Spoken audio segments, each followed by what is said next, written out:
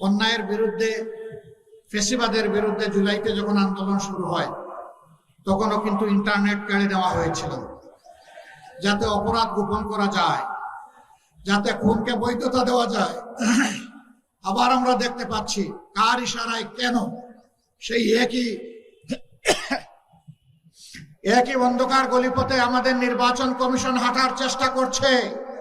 তারা নির্বাচনের দিন 400 মিটারের ভিতরে সব ধরনের রেকর্ডিং বা ক্যামেরা, মোবাইল সবকিছুকে তারা নিষিদ্ধ করতে যাচ্ছেন। আমরা পরিষ্কার বলে দিতে চাই, জুলাইয়ে ওই উপকর্ম যেমন মেনে নেওয়া হয়নি, আজকেও মেনে নেওয়ার কোনো প্রশ্নই উঠে না।